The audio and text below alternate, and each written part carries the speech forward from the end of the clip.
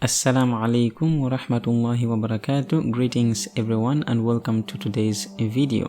It has been claimed that the Prophet Muhammad owned slaves by several people who have sought to smear the message of the Quran. Those who hold this view have typically applied stories from the hadith narratives to prove their point, and have also attempted to cite certain verses from the Quran as evidence for their claims. However, I would like to use the little time in this video to provide evidence from the Quran itself for the impossibility of the Prophet Muhammad to have ever owned slaves. Now, I am not going to be spending too much time on this issue as I have already made a video on the issue of slavery, so a few simple verses will suffice. The verse that I'm going to be starting with is chapter 3 verse 79.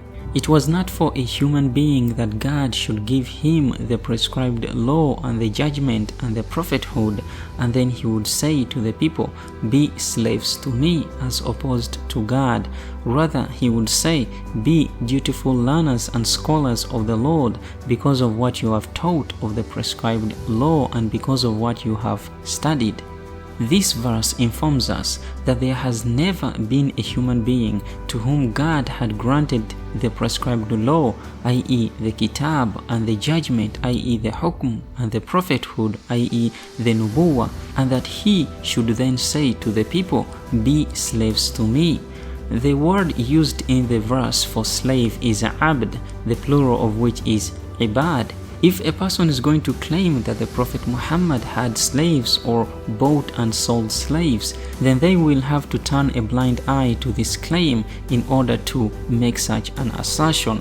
As for those who might claim that the slaves mentioned in this verse are in terms of divine worship, reverence or veneration, then the word for that in the Quran would be abidin, i.e. worshippers. Yet this is not what the verse states. This verse makes it impossible for any prophet in history, not just the Prophet Muhammad, to have ever owned and bought or sold slaves for ownership. Whether we are talking about Noah, Abraham, Moses, Jesus or Muhammad, it was impossible for these prophetic figures to have ever endorsed slavery, let alone owned slaves. This is because these individuals knew for certain that servitude of such a kind is only rendered to God. Hence why in the Quran the word slave, abd or ibad, is in relation to the divine rather than to the people. The Prophet Muhammad was a paragon of mercy, a protector of the oppressed, a refuge for the poor, a guardian for the orphan, and above all, the breaker of chains.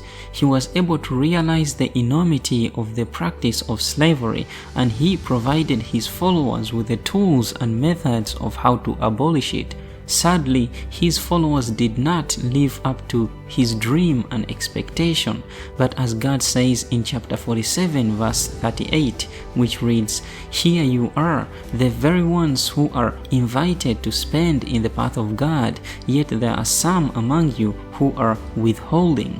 And whosoever withholds, then he only withholds to the detriment of his own self, for God is the self-sufficient, whereas you are the poor ones. If you still do not turn away from this behavior, then God will replace you with a people other than you, and they will not be like the likes of you." This is a true sentiment of what happened when the followers of the Prophet abandoned this noble path that he had set. The Quran had already set out what the uses of the charities were supposed to be in chapter 9 verse 60, which states, "The charities are for the poor, the needy, for those who are employed in their collection, for the inclination of their hearts, in the emancipation of the ones whose necks are chained, for the ones who are in debt, in the path of God, and for the traveler, as an obligation from God, as God is knowing, wise." This verse lays out 8 different groups of people who should be entitled to the wealth that is collected in the form of charity, and the liberation of those who are in captivity is one which has been made an obligation, i.e. a faridah, according to this verse. But making it an obligation was not enough. the Prophet Muhammad provided several other ways and means by which the slaves in captivity could be freed. He used it as a means for people to have their sins and crimes expiated, such as in accidental killing as stated in chapter 4 verse 92, or when one breaks an oath as stated in chapter 5 verse 89, or when one insults their wife by likening them to the backs of their mothers as stated in chapter 58 verse 3. Yet, if that was not clear enough, the Prophet explicitly told them that the liberation of a slave in captivity is in fact an act of virtue and goodness, as opposed to whether one should direct their face towards the east or the west, as stated in chapter 2, verse number 177.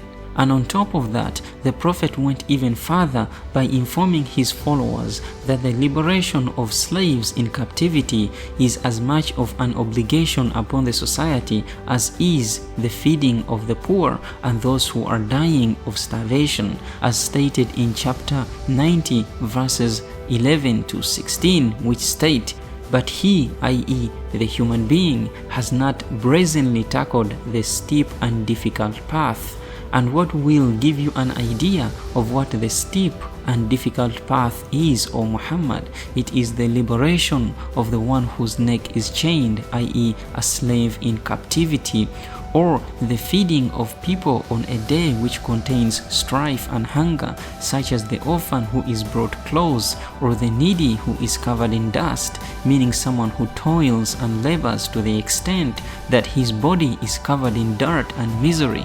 In these verses, the idea of liberating a slave in captivity is referred to as brazenly tackling the steep and difficult path.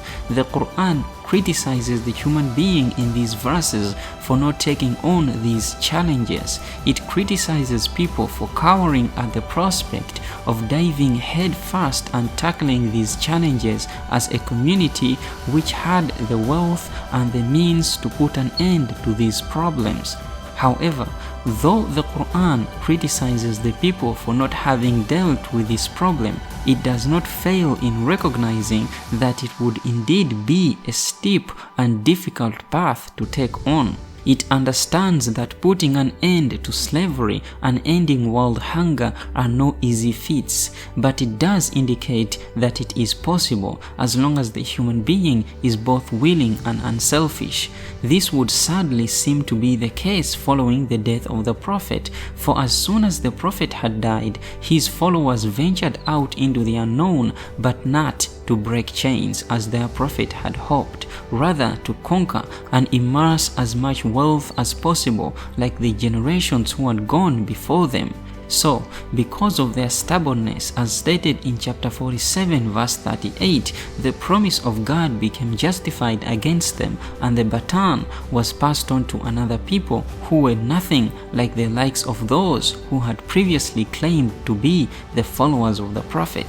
These men and women who, though they did not hold the same beliefs, saw it as a necessity to tackle this challenge head-on, even when their brethren showed aversion. They fought tooth and nail against their own countrymen and gave their lives just so that those who were in captivity might experience the freedoms that they experienced. By the end of it, the dream of the Prophet Muhammad had finally been realized, but sadly not by those he so most hoped would be the ones who would realize his dreams. His so-called followers were instead too busy arguing about which hand goes where during prayer, or which way to face, or which foot to enter the toilet, or how many stones to use for relieving oneself. For generations, they tossed the dream of the Prophet aside and preferred to argue about things which the Prophet had not even said.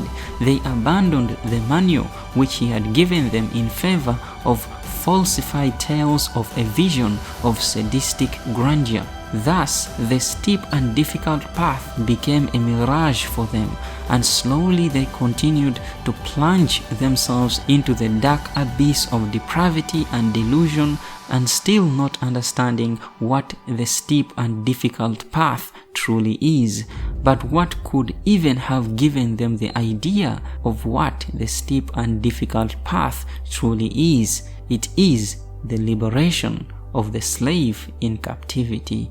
Thank you very much for watching. I hope you were all able to follow along. Do post your comments down below if you have anything to add to what I just presented in the video. Stay safe everyone, and I will hopefully see you soon in the next video. Assalamu alaikum wa rahmatullahi wa barakatuh.